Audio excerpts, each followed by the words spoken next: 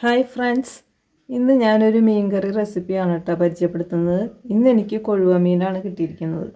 അപ്പോൾ കൊഴുവ വറുത്തരച്ച കറിയാണ് ഞാനിവിടെ ഉണ്ടാക്കുന്നത്.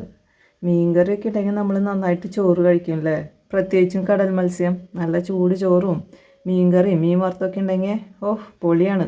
അപ്പോൾ ഇതുവരെ എൻ്റെ ചാനൽ കാണാത്തവർ സബ്സ്ക്രൈബ് ചെയ്യാനും ലൈക്ക് ചെയ്യാനും ഷെയർ ചെയ്യാനും മറക്കരുതേ.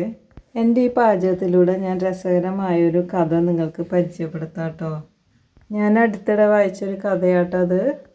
3 വാർക്കപ്പണിക്കാരെ ഒരു കെട്ടിടത്തിൻ്റെ 20ാം നിലയിലെ വാർക്കപ്പണിക്കുള്ള കമ്പി കെട്ടുകയായിരുന്നു. അതിലൊരു മലയാളിയുണ്ട്, ഒരു തമിഴുണ്ട്, ഒരു പഞ്ചാബിയുണ്ട്. അങ്ങനെ ഉച്ചഭക്ഷണത്തിൻ്റെ ടൈമായിട്ടാണ്. അപ്പോൾ മൂവരും അവരവരുടെ ഭാര്യമാർ കൊടുത്തുവിട്ട ചോറ്റുപാത്രങ്ങളൊക്കെ എടുത്തുകൊണ്ട് ഭക്ഷണം കഴിക്കാനിരുന്നു. മലയാളി പാത്രം തുറന്നു. ഇന്നും പുട്ടും കടലയോ? ഇനി ഒരു ദിവസം കൂടി എൻ്റെ ഭാര്യ ഇത് തന്നു വിട്ടാൽ സത്യമായിട്ടും ഞാൻ ഈ കെട്ടിടത്തിൻ്റെ മുകളിൽ നിന്ന് ചാടി ആത്മഹത്യ ചെയ്യും, അയാൾ പറഞ്ഞു. ഇനി തമിഴനാണ് പാത്രം തുറന്നത്. ഇന്നും ഇഡ്ഡലിയും സാമ്പാറോ? അയാളും പറഞ്ഞു. ഇനി ഒരു ദിവസം കൂടി എൻ്റെ ഭാര്യ ഇത് തന്നെയാണ് എനിക്ക് തന്നുവിടുന്നതെങ്കിൽ ഞാനും ആത്മഹത്യ ചെയ്യും. അടുത്ത ഊഴം പഞ്ചാബിയുടെ ആയിരുന്നു. പഞ്ചാബിയും പാത്രം തുറന്നു. ചപ്പാത്തിയും പരിപ്പ് കറിയും. അയാളും പറഞ്ഞു, അടുത്ത ദിവസം ഇത് തന്നെയാണ് പാത്രത്തിലെങ്കിൽ ഞാനിവിടെ നിന്ന് താഴേക്ക് ചാടും. അങ്ങനെ ഒരു ദിവസം കഴിഞ്ഞു. പിറ്റേ ദിവസം മൂവരും പണിക്ക് വന്നു. ഉച്ചയ്ക്ക് ഭക്ഷണ ടൈം ആയപ്പോൾ അവർ അവരവരുടെ ലഞ്ച് ബോക്സ് എടുത്ത് കഴിക്കാനിരുന്നു. ആദ്യം മലയാളി പാത്രം തുറന്നു. ഇന്നും പുട്ടും കടലയും. അയാൾക്കത് സഹിക്കാൻ കഴിഞ്ഞില്ല. അയാൾ ആ കെട്ടിടത്തിൻ്റെ മുകളിൽ നിന്ന് താഴേക്ക് ചാടി. അടുത്തത് തമിഴൻ പാത്രം തുറന്നപ്പോൾ ഇഡ്ഡലിയും സാമ്പാറും തന്നെ.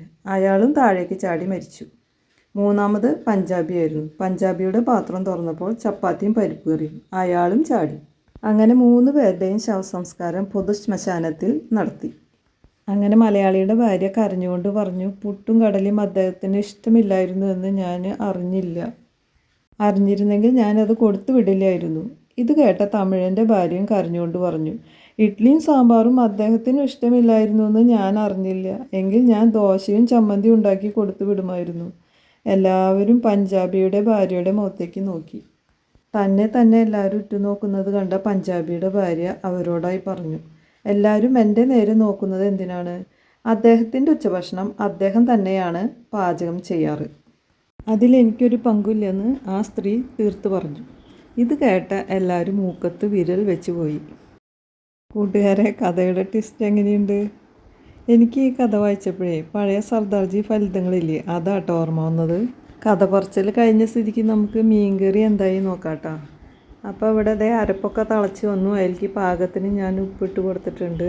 ഇനി നമുക്ക് കൊഴുവ അതിലേക്ക് ഇട്ട് കൊടുക്കാം കേട്ടോ.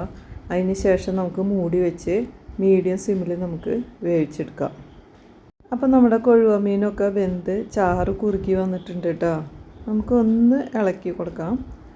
അതിന് ശേഷം അതിലേക്ക് ആവശ്യത്തിന് കറിവേപ്പില ഇട്ട് കൊടുക്കാം. വേണമെന്നുണ്ടെങ്കിൽ നമുക്ക് ഉള്ളി താളിച്ച് കൊടുക്കാം കേട്ടോ. അപ്പോൾ നമ്മുടെ കൊഴുവ വറുത്തരച്ച മീൻകറി ഇവിടെ റെഡി ആയിട്ടുണ്ട്. അപ്പോൾ എല്ലാവരും ഈ റെസിപ്പി ഒന്ന് ട്രൈ ചെയ്ത് നോക്കണം കേട്ടോ.